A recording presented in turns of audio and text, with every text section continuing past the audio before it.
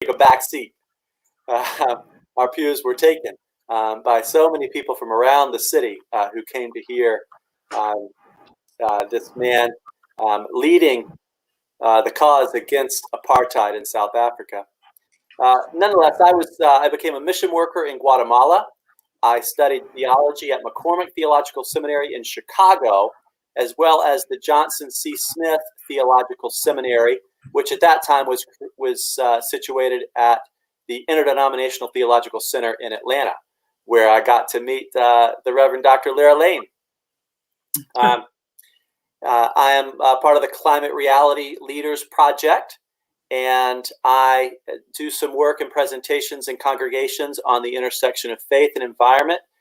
And particularly, I'm a part of a grassroots campaign within the Presbyterian Church USA for calling on our denomination to divest of fossil fuels. That is to pull our investments that we have in our foundation investments, our pension plans that are related to the top 200 fossil fuel companies.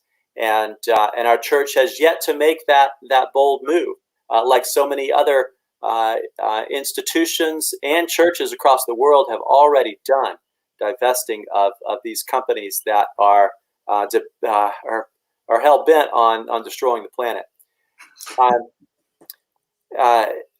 My full-time work, though, these days, well, actually, I was first ordained into a ministry called Earth Covenant Ministry, and I was the first ordained minister in the Presbyterian Church USA denomination, specifically for a creation care or eco-justice ministry.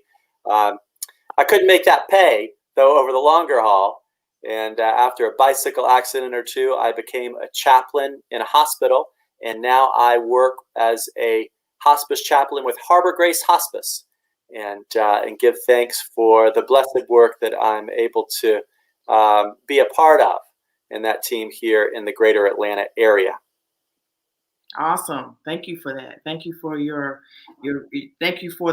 work that you do. And I'm honored to have, as part of this dialogue, the climate reality leaders who are building quite a reputation for themselves in the realm of environmental justice.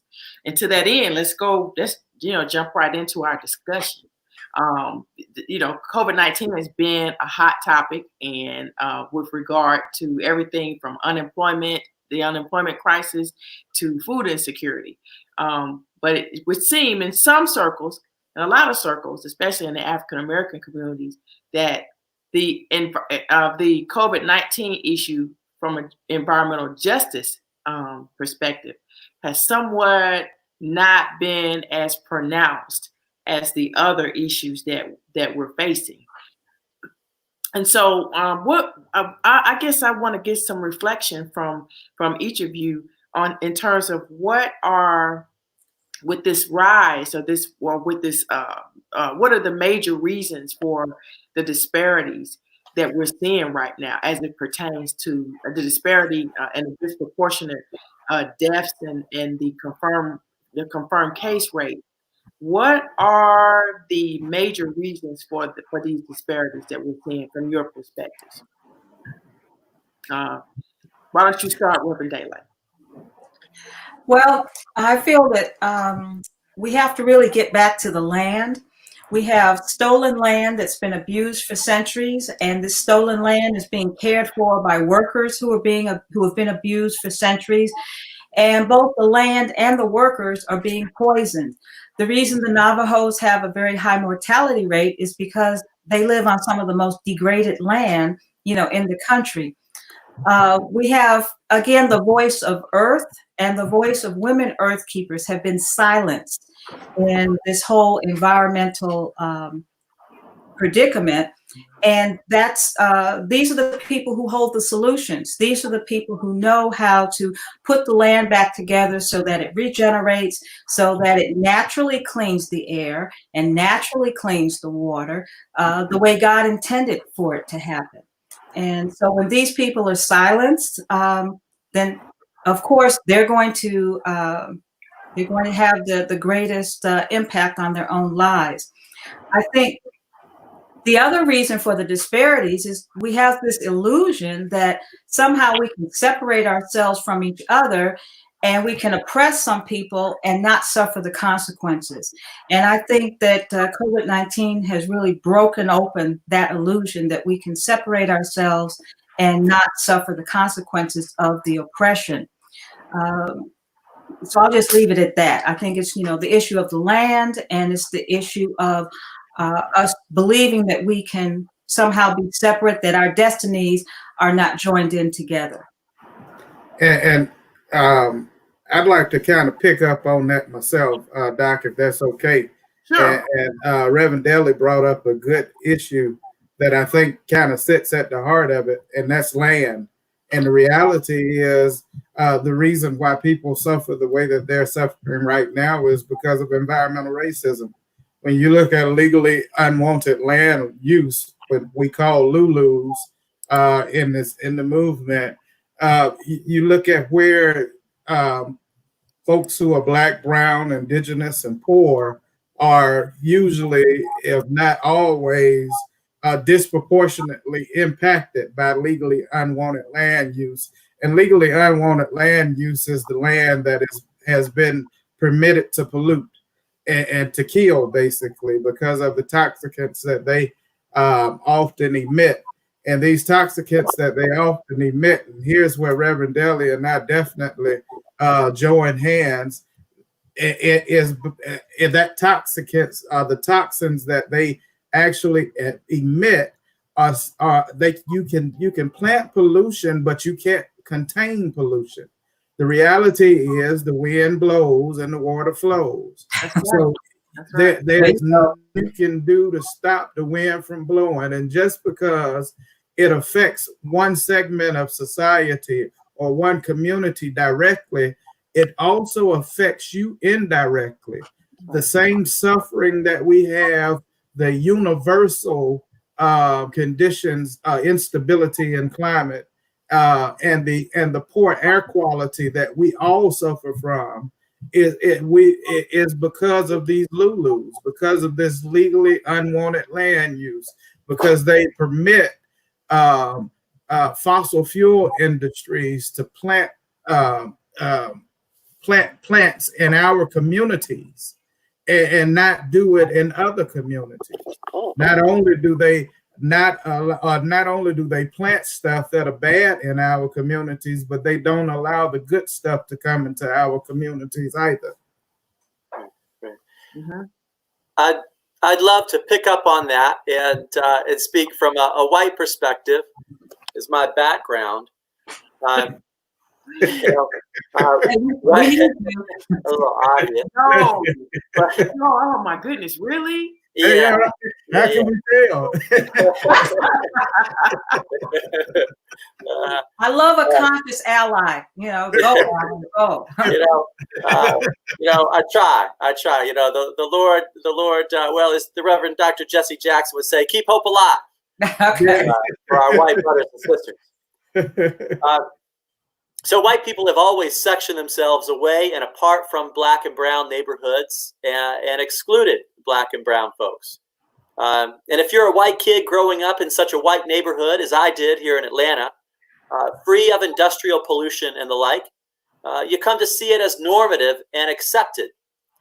And with a subconscious or conscious racism, you come to believe that Black and brown communities, where more pollution is prevalent, it's just the way it is. In fact, though, a white person growing up in their own environment may never even consider the disparities and the disproportionate exposure to pollution. Out of sight, out of mind. White folk depend on the services provided by such industry and the Black and brown workers who come to work in white communities during the daytime. But we rarely, if ever, question the disparities. And our white pastors rarely, if ever, raise it as an issue that all people of faith should be addressing and concerned about. So I'd say, too, on a global scale, this is the same reality, out of sight and out of mind. In college, I was blessed and fortunate enough to have a revolutionary professor, Dr. Charles McKelvey, who now resides in Cuba.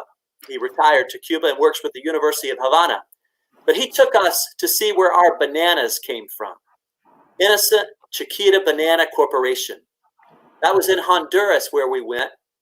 The crop dusters spraying pesticides and fertilizers would not warn the workers out in the fields when they would fly overhead.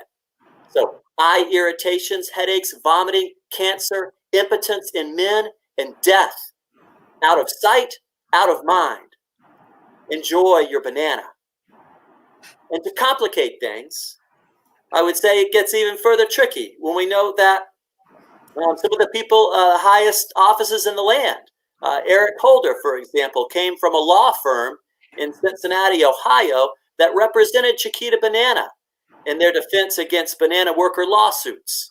And so, out of sight, out of mind.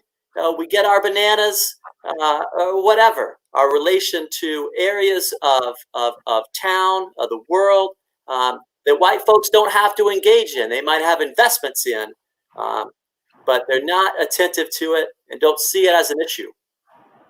I think you've really touched on an important point in terms of the economy.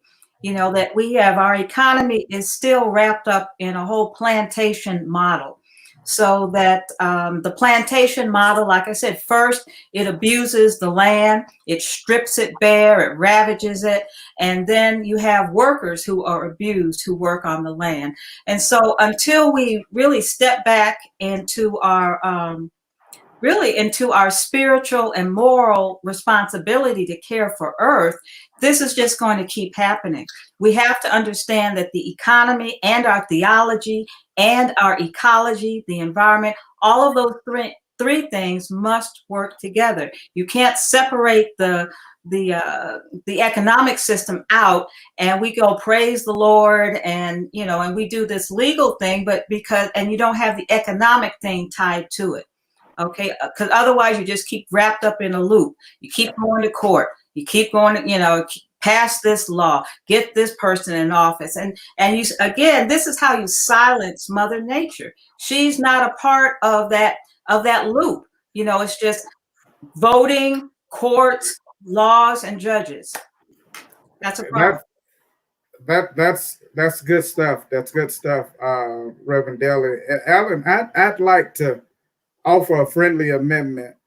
I heard you say us white folks, and I wanna look at racism not as an individualized thing, but racism as a system. And so it's racism isn't about skin color; it's about oppression. Right. And you can be dark as me and buy into a system of oppression. And a system of racism, that you're just as racist as the next person, because it's about keeping a segment of people oppressed. That's right. And when we look at environmental racism, understand that environmental racism is economical, because all racism is economical. Right.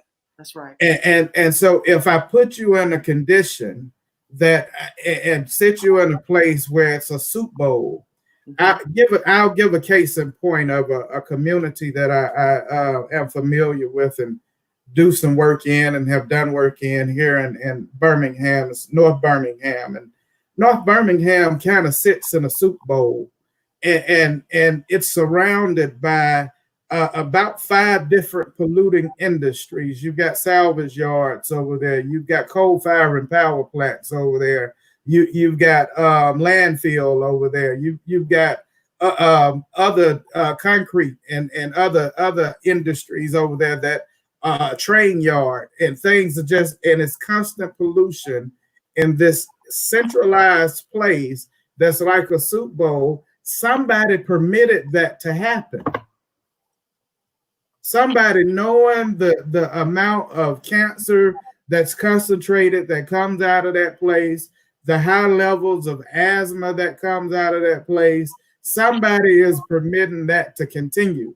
And my goal and my mission, my passion is to speak to faith leaders, to tell them that it's not enough for you just to be in your pulpit, but you need to get out in the streets and help your people who can't breathe.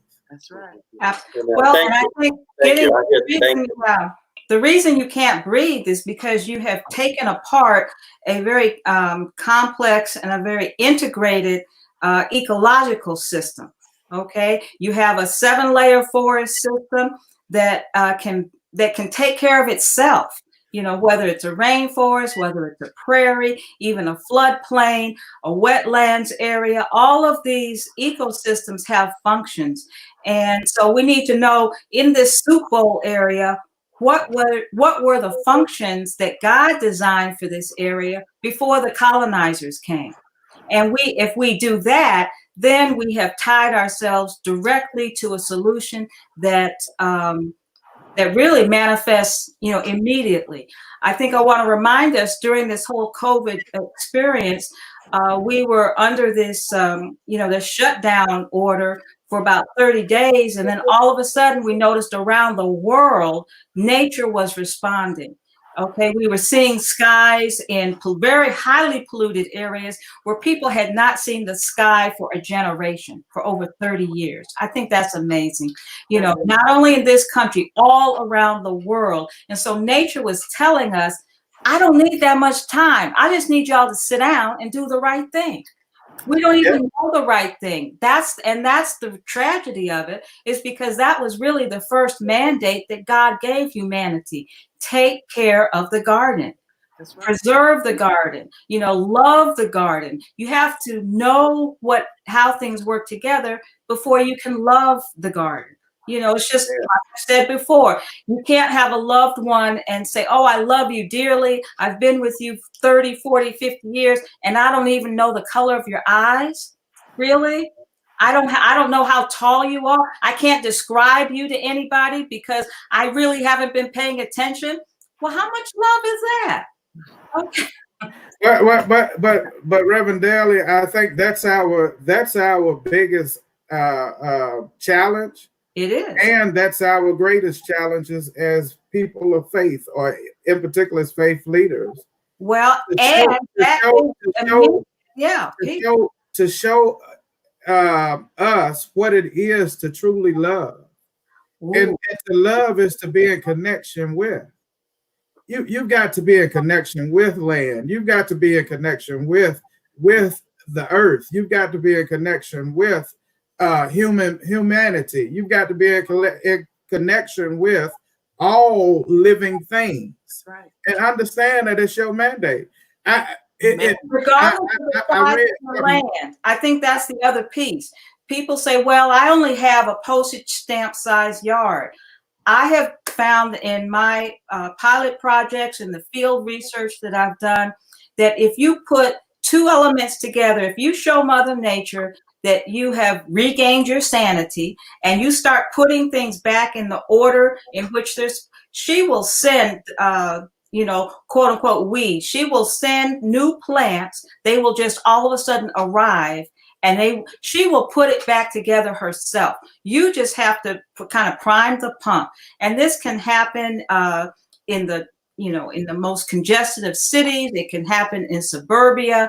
It happens best when neighborhoods come together. So if you have a neighborhood association that comes together and learns what should this ecology be, then they can support the system coming back together rather than what right now is they're supporting taking it apart. Do you have to have all these exotic things that don't belong there? Okay, so I think that's what we need to bring. We need to really touch the ground and bring it back home. We don't care for what we don't love. And that's it. What this project is about, perhaps, is an expansion of love. You know, for God so loved the world, not just human beings. The Greek is for God so loved the cosmos, right? Yeah. The whole created order. And so what we're talking about is an expansion of love. I love the energy here. I love the way you guys just, you know, make it plain and I have a deep appreciation for the perspectives and if nothing else, what you guys are saying only adds I don't know, validity or credibility or to the entire notion that there is this is a systemic problem, Yes. and there is not just one reason for the problem, and there are a number of solutions that people need, that the people of God need to embrace in order to honor that which God has given us to be stewards over. Yeah. And to that end, I kind of want to move into the latest information that been brought to light through the media.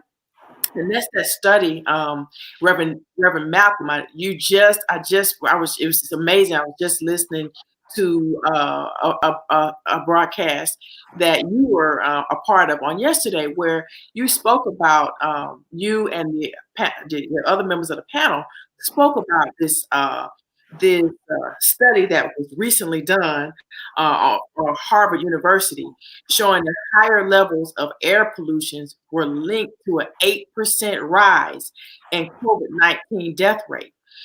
So let's get into that. Okay, what are we looking at in terms of, and what are some of the things that came out in that conversation in terms of the ecological and the economical reasons for that change, for that rise?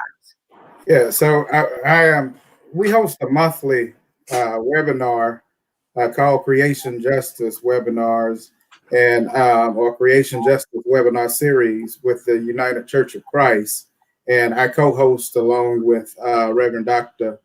Brooks Barron, and that particular webinar we hosted Senator Booker, Cory Booker, and Dr. Francesca Dominici, and I pray I said that right. If not, she can get at me later. But along with Reverend Lionel from Louisiana, and we were talking about the poor air quality from industrial pollution and the particulate matters that already exacerbate our respiratory systems in polluted areas. And again, as I've said before, those polluted areas are often Black, brown, and indigenous and poor areas. The poor respiratory systems that are, when it comes into contact with COVID, it only exacerbates those respiratory systems even more. And that's what's causing such a high rise in COVID deaths, as well as those who contract COVID because of the conditions that they live in. But also it talked about the spatial design and how we live so close together. And that's again by design, that we basically in many communities, we sit on top of each other. And because of that lack of space, that also helps to contaminate us as well. So it really talked about the public health aspects of this crisis that we're in, and coupled that with the environmental justice or injustices that are taking place as well. And when you looked at the two juxtaposed, you find out that there's a strong connection, which then goes back to say that it's not all the time when we talk about you all should stop smoking, and you all should stop drinking, and you all should stop doing this and stop doing that, and we blame victims for being victims. Right.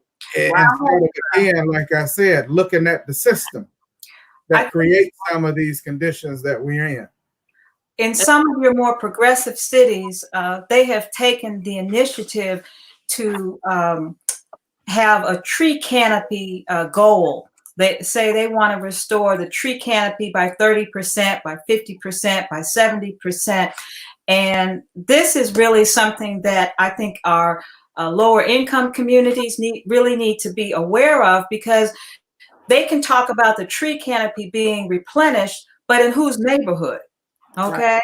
So are we going to create lush spacious neighborhoods in certain parts of town, and we are going to reinforce deserts and caves in another part of town. So I think this is part of that ecological knowledge that the person on the street is going to have to learn. And I think it's up to us as faith leaders for us to learn it, because we were told to take care of creation. So we need to get in with the scientists. The science is already out. The Casey Trees Foundation in Washington, D.C. has done a series of excellent trainings where they have talked about how mental health is impacted when you have in a positive way, when you have a good tree canopy, how emotional stability and how all of these learning disabilities go away. Asthma goes down when you have an effective tree canopy in a city. So again, cities don't have to be wastelands, okay? They can be areas of enormous health, emotional well-being, and mental well-being. We just have to learn the science, and we have to insist that those solutions occur equally across the board in every neighborhood. And we need to, again, the faith leaders, I think, need to take the leadership in that regard. Absolutely. Absolutely. Again, this problem is, especially with the latest data coming out with the impact of the PM 2.5 being a part of this rise of COVID-19 deaths. We definitely need to be more proactive about the things that we do to contribute as individuals collectively, and as a nation collectively. And we also, I can't have this conversation without saying that it's incumbent upon us, first and foremost, to definitely take care of our environment, but we also need to hold accountable those persons that we've elected in political office. I mean, if we don't do that, then we have things happening like what happened this past March, when the Trump administration decided that they wanted to ease the restrictions, the EPA restrictions, on the types of things that on the types of regulations that they have on certain corporations, and the things that they're putting from their plants into the environment. And so all of that, it plays a role in who we are supposed to be, in terms of being great stewards, and the direction that we are going in, unfortunately, as a result of I don't want to say the poor judgment of, but the actions of those who have charge over us politically. Well, Doc, you don't want to say poor judgment, but I'm gonna say poor judgment, and I'm gonna add some extra in. Okay. Stupidity. Well, and I'll stand by that and say it in their face if they want me to. Because I mean every piece of it. Poor judgment and stupidity. I would respectfully disagree that it is more than that. It is intentional. It is not stupidity. These companies. Right. These companies have actually had plans, and I'm going to give you a quick list of things that have been rolled back here during the last 3 years. But I was pointing, the first Endangered Species Act was actually found in Genesis 9, when God called Noah and Noah's spouse and family to create an ark and to include all species on that ark. And so God's project for new creation and for redemption included all animals. So that was the Earth's first Endangered Species Act. Now the current Endangered Species Act is under vicious attack, and it is stupid. It is short-sighted, but it's also very intentional. These are goals that large corporations have had for years and decades. We've had a long fight there with the Alaskan Wildlife National Refuge, and so the current administration is opening that space up for drilling. And just to give you a short list of things that have happened here, there are over 100 environmental protection laws that are being stripped, that are in process of being stripped or have already been stripped. And so I'll just list a couple if I could. Yes. They have weakened the Obama-era fuel economy and greenhouse gas standards for passenger cars and light trucks. That's right. They have revoked California's power to set stricter tailpipe emissions. They've withdrawn the legal justification for an Obama-era rule that limited mercury emissions from coal-burning power plants. And we know that mercury emissions disproportionately affect people of color. And mercury emission is actually a neurotoxin, which affects particularly infants and children whose brains are still developing. They have replaced the Obama-era Clean Power Plan, which would have set strict limits on carbon emissions from coal and gas-fired power plants, and with a new version that would let states set their own new rules. And so, of course, the leadership in Georgia just loves that. They canceled a requirement for oil and gas companies to report methane emissions. They revised and partially repealed an Obama-era rule limiting methane emissions on public lands. I mean, they've loosened Clinton-era rule designed to limit toxic emissions from major industrial polluters, on and on. I mean, I could just keep on going and going. It is, and it's all happening while we're not really looking. We're focused. We're looking over one way. They've got us distracted in one way, and then behind the scenes, they're loosening all regulations and environmental protections of God's creation while we're not paying attention. That's right. And here's my problem that I have with the church in this present time. Okay. And maybe I should expand it and just say with communities of faith, period, in this present time. There are a great many communities of faith who actually taken to the streets and are helping people right now and going to bat. But there are far too many people of influence who are leaders in faith and communities of faith that are right now still trying to figure out how they can get back into their building when all this stuff is going on in the population, in society. I think that right now COVID has pretty much called us out into the street to say, hey, you've got to get out here and you've got to take care of these people. You can no longer sit behind the confines of your four walls, but you've got to expand ministry to meet the needs of the least and the left out. We've got to now go out into the hedges and the byways and compel men and women. I think we have a perfect opportunity now because our systems are breaking down. We can step into that void. Okay, that's what we're doing with the Soil and Souls Project. We are helping people to create their own local food system and their own local water systems, giving young adults, because that's the missing niche in all of our faith communities across every religion. The young adults have abandoned this particular institution because we're stuck in our ways, we're stuck in language. We want to keep them in medieval language when things have moved, light years, I hope, And so it's up to us to make that step ourselves, not only, and to get out of the buildings, the church, this body, this is the church. Jesus never went to church, and the original church was decentralized. They went from house to house to house, okay?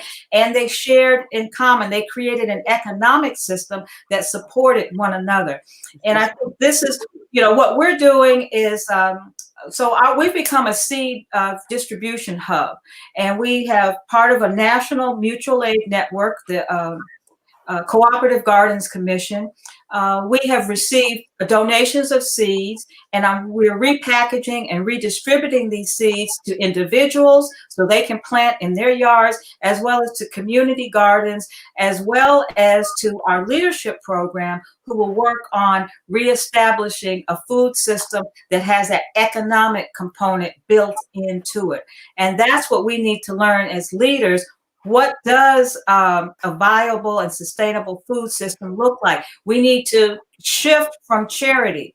Charity is for emergencies. We don't want to live in perpetual emergency. Now is the time to create what we want it to be. If we want our young people back in our worshiping communities, we need to get to the land because the Spirit has already called them to the land. I've gone from New York down to Virginia, over to Philadelphia, North Carolina, to Texas. And I hear story after story after story where these young people say, well, the Spirit told me to leave my job as a neurophysicist. The Spirit told me to leave a $35 million athletic contract and go raise food for my people. Wow. This story happens over and over and over again. So God's plan will be enacted, okay? God's word does not come back void, all right? God said go, and they went. They are out there, and it's up to us to catch up. It's up to us to reweave our lives together. That's what we're for. We're supposed to be elders. And you know what? I've been out there. I've been doing Bible study while we're pulling weeds, okay? I didn't need a building. What happened to the brush harbor? Do you know when the enslaved Africans needed to gather strength to throw off the shackles of slavery, they didn't look for a building. Okay, they went into nature, just like Christ went into nature. Right. Christ went into the garden every night to pray. That's where Christ was sustained. That's where Christ was strengthened. That's where Christ was transfigured. That's where the ancestors, the prophets came. The angels came and ministered to him in the garden, because there is a symbiotic relation. There's science that connects our systems together, and that's what we're supposed to take advantage of, that connection. Yeah. And so this is what old folks need to learn. The young people already got it, and they would love to have elders out there with them. I hear them all the time. They're not out there because they really want to escape us specifically. They just don't like some of the foolishness. Right. Not the foolishness either. Why not the foolishness? Come on, guys. Really? Now, Rev, you done called me an elder about 4 times. I'm still a little rude. Don't be sitting up there putting my head. Well, like I said, my first time. Don't let these little gray hairs fool you. It just got gray on the bottom because it couldn't do nothing on the top. Okay, I'm not going to say anything. I'm going to leave that alone. Listen, something you said earlier, Reverend Malcolm, about there does seem to be a bit of a, I don't want to call it a preoccupation that a lot of church leaders are having with, when are we gonna go back? On that, I always refer back to that Barna study where they surveyed a number of pastors, and where 30% of them were ready. 30% were ready to get back into their, back to the old way. They're ready to go back. And so I think what's happening in the church is that in the 21st century church leadership in a lot of different contexts are married to a traditional model of church.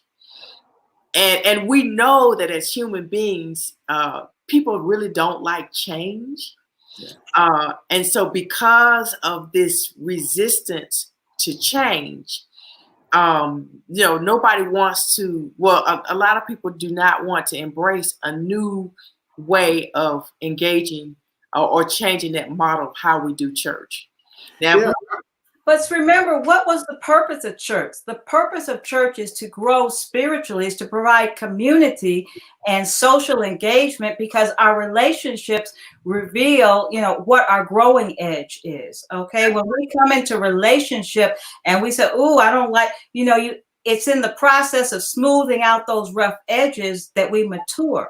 It's even when you're out doing mission work, that's where you have Christian education that's applied. Okay, it's one thing to read about it in the book. It's another thing to apply it in a human relationship. So if you're not out there engaging on that, on that prophetic edge of where people are living, you're not growing. So why is it that you are trying to stop yourself from growing? That's a troubling question. Well, I think that because the crisis was so all of a sudden, mm-hmm. I don't know if leaders are really thinking in those terms, Reverend Daylight. I put it out there. Think about it now. But Doc, I'd like to offer, and Reverend Jenkins can kind of back me up because of his experience in chaplaincy. We oftentimes hold on to stuff that we know is dying. That's right. Okay. Because we don't know how to live without it. It's not a part of our norm to live without it, and it's hard to reimagine a norm without it. And the reality is, I can't minimize what my brothers and sisters are feeling right now who can't get back into their congregations, because some of them need that just as much as their congregations need that. However, I'm reminded of when I went to Africa a few months ago, and while in Africa, I had a chance to visit with the Maasai tribe, and I went to one of their museums, and they took me into their house. They still have the same homes that they had back in the days in antiquity. Yeah, exactly.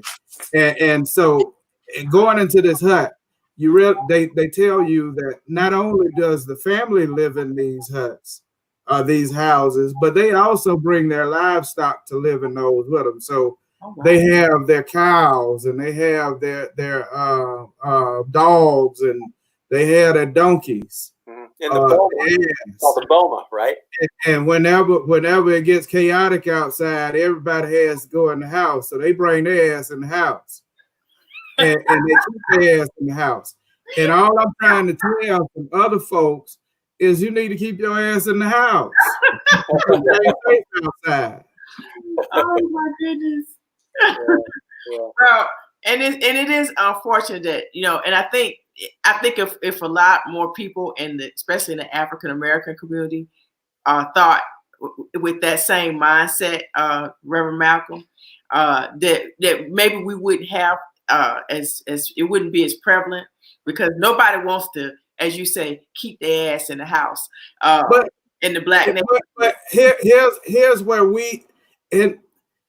let me tell y'all, I love Dick Gregory. I listen to Dick Gregory. I read Dick Gregory books. And the reason I do it is because he make the things that we talk about so complex. He make them so simple and so plain. And he just speak the flat out truth. And he showed me how to start looking at things for what they really are. I don't have much reverence. I'll be honest with you. I don't. And so when I look at it, and I'm looking at things plainly, do you realize that they didn't really start calling for the economy to be opened up and society to open back up again until they start bringing out reports that said that people of color are the ones that suffer the most from this? Mm-hmm. Right. I saw one post that said that, you wait till they open up the white country clubs. When they open up the white country clubs, then maybe it's safe to go back out. It's two things got to happen for me that's gonna make me go back out. One, I got to hear the doctors and the scientists say that we got a vaccine or it's safe to go back out. That's right. Secondly, I got to see these news anchors get themselves back in the news station and all them be sitting together. When I see that, then I say, okay, we might have something. Right now, if you look at it, all those news anchors still sitting by themselves, still isolated. At home. Well, I think this is another opportunity to make a land-based pitch. I'm going to make one last pitch for the land. I remember my grandmother's was very particular about, when you came in the house, you had to clean up, right? When you came in from work, you had to change your clothes. Our grandparents were very particular about cleanliness in the house, and they, wiping things down all the time. All right. And I'm recalling now that that's because they lived during the flu epidemics. They were children during the TB, tuberculosis. So they understand airborne diseases, and they changed their lifestyle so that they could live. And that's really what we're asking is change your lifestyle so that you can live and learn about the herbs, learn about the natural ways to clean the air. I'm smoking the air every day in my house and even outside because it's not something that you can kill. The virus is not a living organism. It's just a protein cell with some fat on it. So you have to dissolve it. You have to help it to disappear. And it's easily done. It's something that came out of nature. The reason it was easy to jump out of nature, again, is because we've degraded the forest. The viruses don't have their natural places to live. So we have to learn what are the herbs. That's really where your turnaround is going to come, is when we go back and recollect our natural wisdom, our ancestral wisdom. That's how we're going to make it through. To tell you the truth, they have messed up with vaccines too much. I'm not taking nobody's vaccine. No. I raised my children on medicinal herbs. They didn't have to go to the doctor. Okay. I didn't want them to go to the doctor. There's too many things that happen when we go to the doctor. Okay. Well, and that's you're absolutely correct. But we want to make sure that we don't usurp the effort to minimize the impact of COVID-19. Now certainly there's a good point that was made about being able to allow yourself to grow. Reverend Daly, I believe you made that point. Mm-hmm. and not stunting your growth by being so caught up in or so married to an old model of doing things. And I think if we change, I think what's being called for us to do as a community is for us to reframe the way in which we look at everything we do, from the environment to going to work to going to church.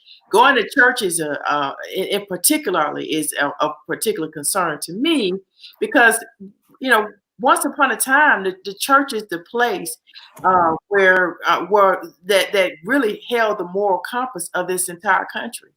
And if you know the history of this country, you know that it was founded. A lot of people say it wasn't founded on religious principle, but it was founded by religious people. And the forefathers, the people that actually came over here and got off the Mayflower, they came here because they wanted a certain level of religious freedom. To that end, that's what gives the church, especially the pulpit, the position it has held in terms of addressing social justice issues. I don't know about anybody else, but I like to see the church give. I'm an advocate for letting the church or motivating the church to assume its place once again in terms of establishing the moral compass of this country. And to that end, I wanted to address one before we sign off. One thing I wanted to for us, each of us, to kind of chime in on is this entire notion that warm temperatures will somehow mitigate the impact in a positive way, the spread of COVID-19. Because I know when we talk about the latest that report from Harvard University, the PM 2.5 is most prevalent in warm climates where it's warm. And so as we get back out into the outdoors and we start driving our cars again and people start going back to work in plants, then that will represent an increase in that particular matter 2.5, and then we'll see this projected increase in COVID deaths. So this is not over. And I think the more resistant we are to change, Reverend Daly, you talked about, we don't want to grow. If we're not growing from this, then we're stunning our growth, and we're only putting ourselves in danger for further, for more to come as a result of that. So what I would like to do is get your, what do you guys think? Now, I'm not a scientist. I haven't done the research. I'm only able to read the research and report on it. But it just makes sense to me that, especially I'm in Atlanta, we have very high rates of asthma. We have a lot of traffic here that people are getting back on the roads again. The air was clean. Now I don't know what's going to happen now. And so I live in a zip code. My mother lives in a zip code where it's been reported that the largest number of confirmed cases and deaths are in a particular zip code, and it's about 98% African American. So I guess I'm looking for, just quickly some perspective on, this warmer temperature, this notion that the warmer temperatures are going to mitigate the impact of COVID-19. And then we'll get into, Reverend Dele, some ways that that individuals can improve the quality of their air themselves. So any feedback on that notion about the warmer? I'd say that I can't speak to warm air and COVID specifically, but we do know that warmer air traps in more pollution, and that will exacerbate asthma and other respiratory illnesses. And I came across a study that was released earlier this year that's showing that that white communities are up to 20 degrees cooler in the same city because of tree canopy and cover. And so that disparity in tree canopy and cover goes all the way back to redlining in the middle part of the 1900s and early 1930s and forward. And even though there was the Fair Housing Act of 1968, which helped address redlining to some degree, we still have the legacy of the lack of investment and equal investment in communities of color, and lack of protection of green space. And so in the same city, you'll see in some Black communities temperatures as high as 20 degrees more hot than in white communities, and that's deadly, is what it is. It's deadly. Mm-hmm. Mm-hmm. Anybody else have anything to add to that? Yeah, of course. Again, when we look at, we can talk about the demonstrations, and demonstration without legislation only leads to frustration. Frustration. I love it. So that'll preach. When we look at the historical injustices of land use, and we look at the fact that there aren't green spaces in communities of color, there aren't walking spaces in communities of color for healthy living, there aren't green or fresh food sources in communities of color. All of this is systemic, and we can do some guerrilla gardening, we can do some tree planting, we can do all these things, but if we don't fix the system while we're doing these things, we'll just perpetuate the same old poverty cycle that we continue in. And that's where we as communities of faith, and in particular those who are educated leaders, can get out here and make some noise and make some demands and speak up for those. If you can't open a food bank because your church can't necessarily afford it, you can at least go to your state house and speak up for the congregants in your church that have to live under this pollution. I mean, that to me, we can talk about the problems all day until we just get tired and lose our whole train of thought.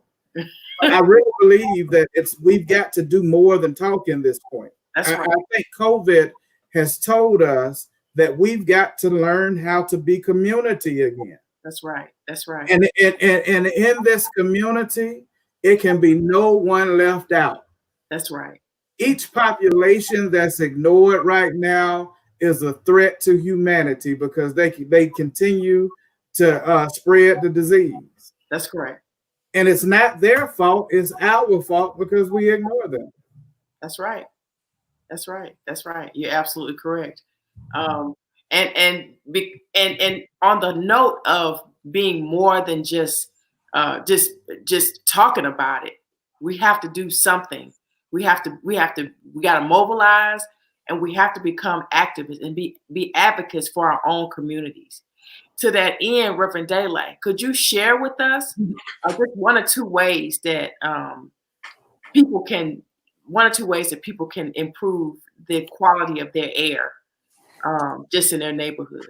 Okay, well, there are specific plants that that you can put in your as hedges. You can create a bio hedge that goes around your house. It can go, in order to be most effective, you would need to at least bring together about 3 to 4 households who are geographically placed together and begin to create air barriers around. Just like when you go through the city and you go through certain parts of town, it's like all of a sudden you get fresh air, and then you go back into the parts of town where the air is hot.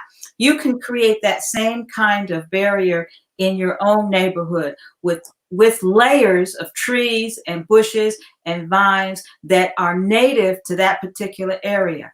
So you would have to do a little research ahead of time. You need to get your extension agent involved, your master gardeners involved, but it's imperative that you have more than one household do it together. Again, this whole idea of community, bringing our community together.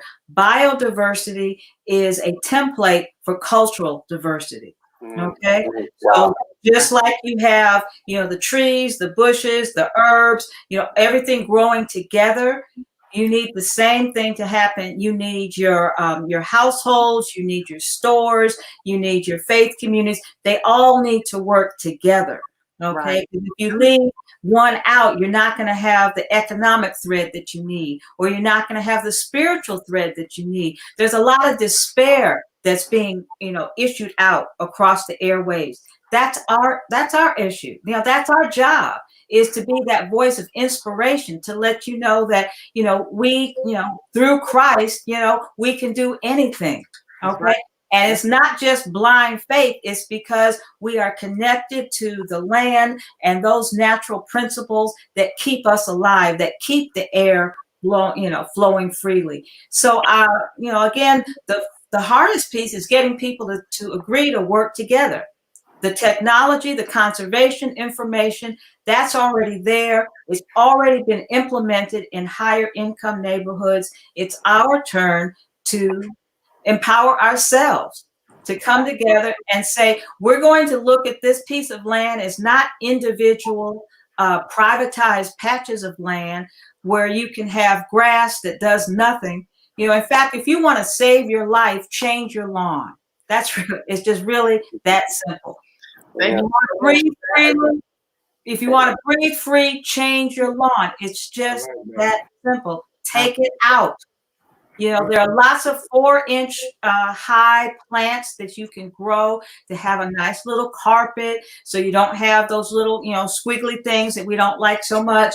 There's lots of other things that we can grow, but we need those bushes and we need the trees, and there are specific varieties. God knew that we were going to get in trouble. Okay, so God created plants that specifically get the lead out of the soil so that you can have healthy growing plants. God specifically put trees out there that are designed to collect the pollution.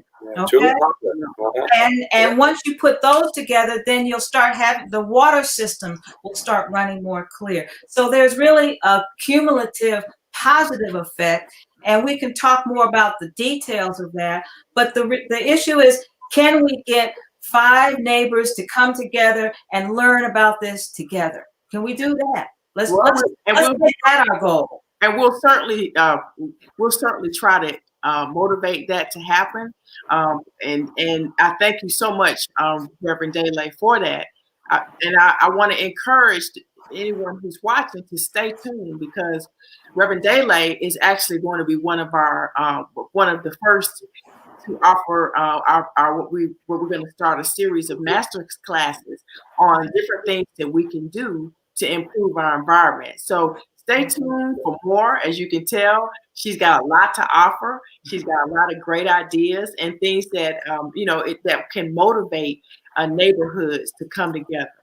So, in closing, I want to say that one the most important thing for us to remember is to be awake, be vigilant, and understand what the variables are as we move toward, as our states begin to relax the restrictions, as we move toward reopening our economy. Be vigilant and be aware of the things that's going on around you. Stay safe. Again, I want to thank our panelists, our experts in the realm of church and faith and environmental justice. We'll be back on next month, same time next month. We'll talk a little bit more. Maybe we'll have a different subject, but it will be relative to some aspect of environmental justice and something that you'll be able to use and grow from. I want to thank you all for listening. A special thanks to Kisa Public Radio. And as we leave you, please remember those famous words of the Reverend Dr. Martin Luther King, that whatever affects one directly affects us all indirectly. Good night, everyone. Right.